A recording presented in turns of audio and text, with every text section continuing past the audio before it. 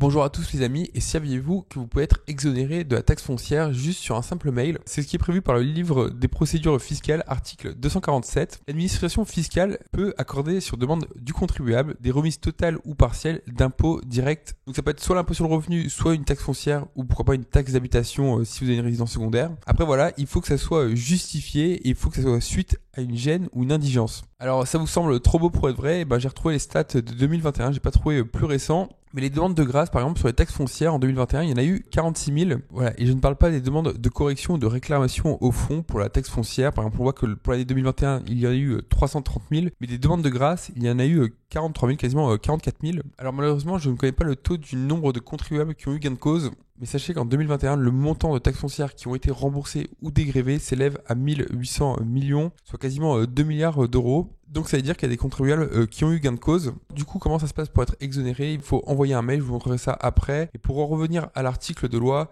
tout simplement, c'est qu'il faut en faire la demande à votre administration fiscale, donc depuis par exemple impôts.gouv.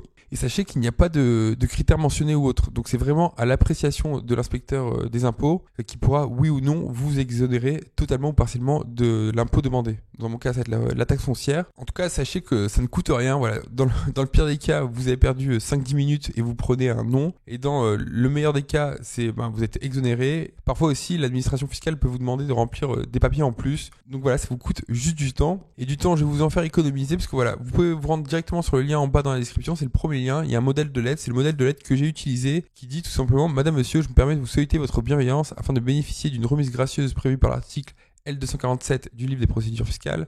En effet, je souhaite bénéficier d'une exonération de ma taxe foncière.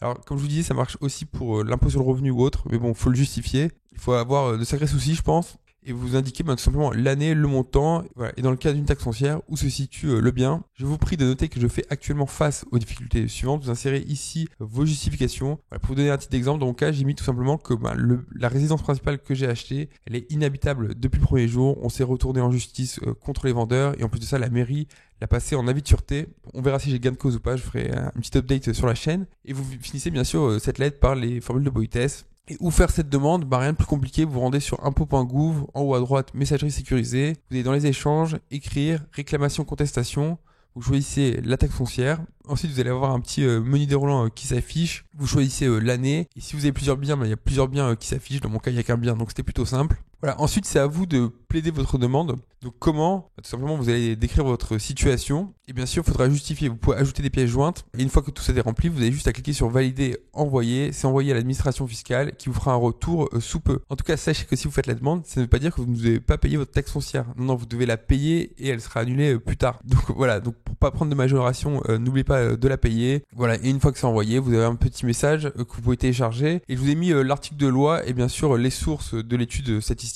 qui vient du ministère de l'économie. Voilà, j'espère que ce petit tips, cette petite vidéo vous a aidé. Si vous avez aimé, petit like, petit abonnement, ça fait toujours plaisir. Je vous souhaite à tous une bonne journée. Allez, ciao.